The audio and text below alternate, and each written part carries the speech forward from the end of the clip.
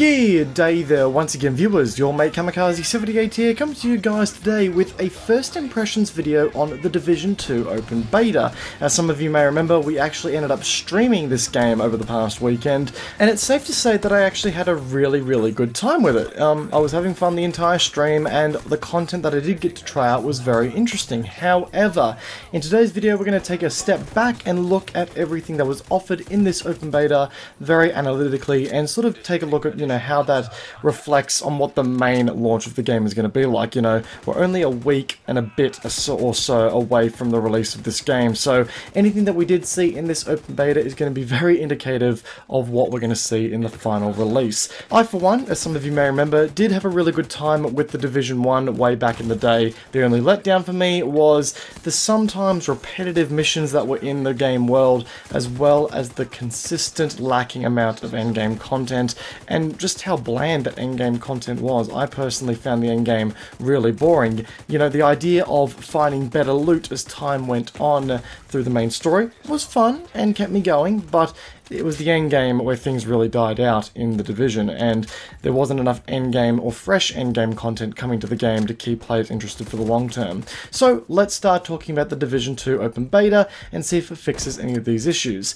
The Division 2 Open Beta had a fairly impressive amount of content for players to try out. It featured 3 main missions, the Dark Zone, a collection of side missions, a level cap of 8, and a quote-unquote high-tier raid mission in which you could use a archetype lone character for the mission. And just to clarify, this high-tier character featured upgraded weapons, abilities, armor, and a specialist weapon to give you an idea as to what the endgame of the full game would look like. And I'm actually really thankful that Ubisoft decided to incorporate this in the beta, as it sort of gives players an idea as, for one, what the actual game progression looks like, and two, what the end game plays like, because I feel as though a lot of players of the Division 1 were kind of disappointed with what they were met with when they got to the end game. So a little bit of transparency in this game and in this beta is really well appreciated.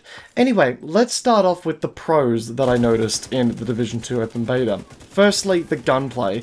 The gunplay in the Division franchise has always been something I have admired. In the first game, each and every weapon class had its own style of gunplay that helped to give each weapon, and therefore the player that was using that weapon, a role in the battlefield, and a way to dominate in gunfights. From the ARs that feature your standard issue reticule that would burst from being accurate to inaccurate the longer you held the trigger, to the LMGs whose accuracy actually became better the longer you held the trigger down.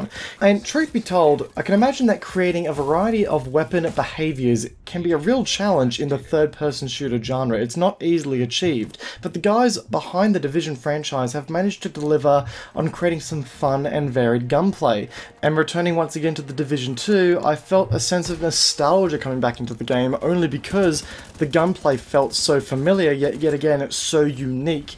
LMGs, assault rifles, SMGs, they all behaved how I thought they would behave in, say, a first-person shooter, but it was done in the sense of a third-person shooter, and that felt really good. So the Division 2 is of no exception when it comes to delivering on excellent gunplay. The drop-in and drop-out co-op is once again still flawless. This was another aspect of the Division games that I praised back in the day. The co-op is certainly the best way to play the game still, as the element of team play with different agent abilities still synergizes together in this game, and the ability for a friend to drop in or out straight away with no instancing between game lobbies is once again absolutely on point here. So the Division guys definitely delivering on that front once again. However, a complaint that I did have with the previous Division game in regards to its co-op gameplay was player level scaling. In the last Division game, if a high level player jumped into a lower level lobby, then all enemies in that lobby would be scaled up to match the level of the high tier player, which obviously meant that the poor bastards who were trying to, progress through the campaign of the game got one shot left, right and center. There was no way for them to fight back, and it would just become some sort of XP carrying session by the high tier player. Now, higher level players joining a lobby will see all players in said lobby scale to the level of the highest level player there, so no one feels as though they're being left out. The high level players aren't one-shotting low level enemies, and low level players aren't being one-shot by high level enemies. That's a very nice middle ground, and I think this is actually a brilliant way to help bring newer players up to speed. You know, in the Division 1, if I wanted to bring an old mate of mine into the game later on down the line, they'd have to grind through the game themselves to get to the level that I'm at, but that would mean they miss out on arguably the best factor of the Division, that being the co-op. So this is well and truly a win-win situation, and hats off to the Division devs for fixing that issue. And another thing I've got to commend in this game, guys, once again, is how graphically and audibly fantastic it is. The game is still world class. One of my favourite parts of the original Division game has always been how pretty it looks and sounds, and as I said in my review of the original Division game, it was the best looking and sounding iteration of New York City we've seen in a video game yet. And yeah, the Snowdrop engine is once again being put to excellent work here to immerse you in a world with some of the best visuals and audio in the industry to date. Everything from the finest textures to the lighting to the visual particle effects really helps you to place you in this war-torn Washington DC.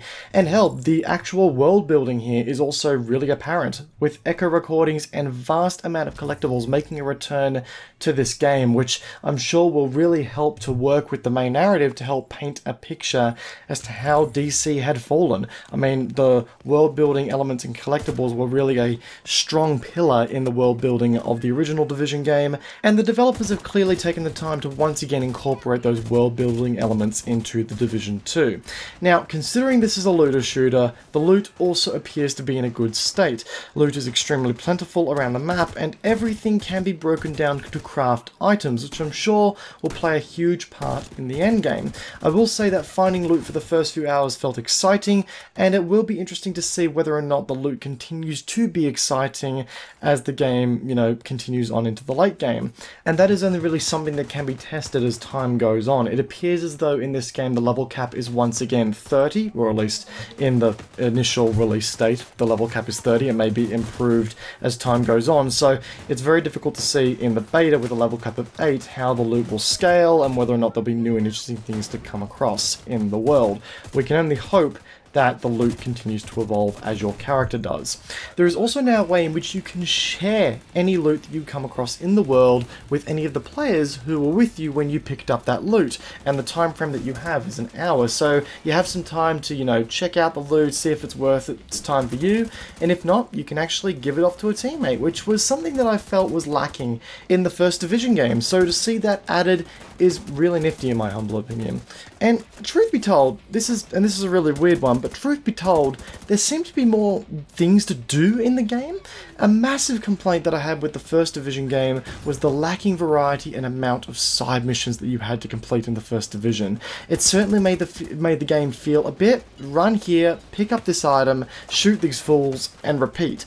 But in the Division 2, there are some added incentives to completing the side missions in the sectors, as they then give you upgrades towards your outposts in each district, which would then net you some new bonuses. And random encounters was something that me and my mates also ran into while playing the game, and I can't quite remember if they were in the first game, but either way, they are great at improving the way the game flows here. As I scavenged through enemy bases, I would come across supplies that I could then donate to our friendly outposts that would then, you know, progress towards challenges in game for me that would then net me more bonuses. So it felt like a very organic way of incentivizing the side quests, but offering up awesome rewards in the process. And once again, the random encounters, my mates and I came across a couple of hostage situations, and we also came across a multitude of supply drops that offered up high tier loot if you could respond to them fast enough. So again, there was enough to do, and the game world just felt so much more alive, with the NPCs communicating with you and even coming in to help you out at times. So again, it just felt like a slightly more realistic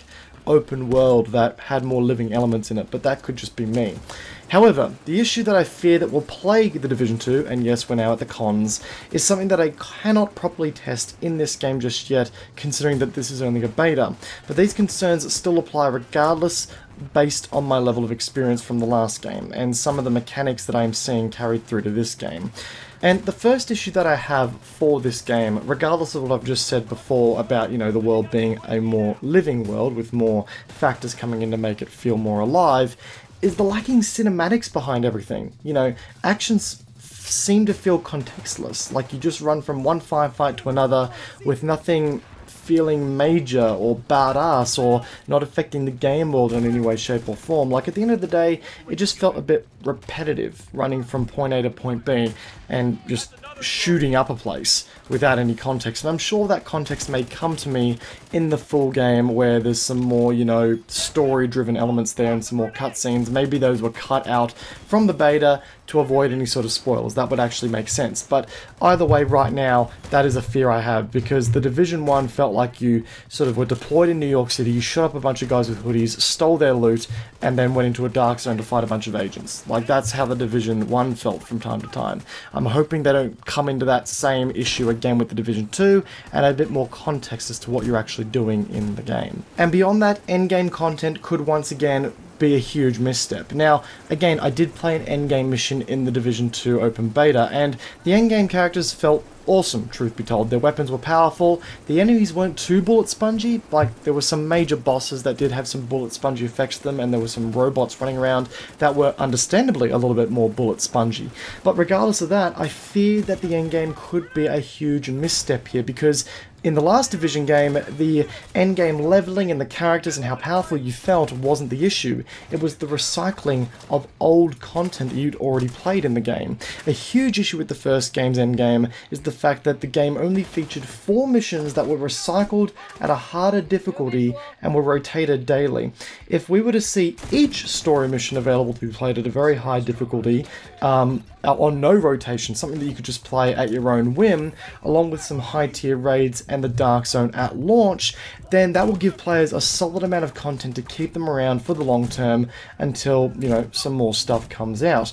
The main issue with the endgame in the Division 1 was the lacking amount of content to keep players around for the long term, all the while, you know, using old content that simply was recycled from previous encounters, and it just simply wasn't that fun for the long term. It mainly became a bit of a grind just to find that 1% higher of an armor piece that you needed to complete your loadout, and quite frankly, that isn't really a fun time overall. I will say that I haven't had a chance to check out the Dark Zone, but I imagine it will be very, very similar to that of the Division 1's Dark Zone, and I will look forward to playing that in the full release. And yes, I do plan on picking this game up, but I'm, you know, remaining cautiously optimistic. I'm not expecting anything, you know, 10 out of 10, but by the same token, this game certainly doesn't seem to be a complete and total flop so far, which is a good sign. Anyway guys, that concludes today's first impressions video on the Division 2 Open Beta. I actually had more positive things to say than I did negative, which is a good thing. Again, I enjoyed the Division 1, there were just some missteps there that I hope that they have rectified in this game. The only issue being is that a lot of the missteps that I found in Division 1, I haven't been able to test out into the Division 2 yet, which is unfortunate, but we'll see how things go in the long run. Guys, if you enjoyed today's video, then a backhand of that like button would be greatly appreciated, and if you find yourself backhanding that like button and you're new to the channel, please backhand that subscribe button whilst you're at it to keep up to date with all videos that I'm releasing in the future. Feel free to follow me on my Twitch once again. We, you know, completely stream this game on Twitch, so yeah, all gameplay you're seeing came from there first, so feel free to join the community there as well, guys. I would really appreciate it. Once again, guys, hope you enjoyed today's video. Peace out, and I'll see you guys all in the next video. Take care, guys. Have a good one. Peace out.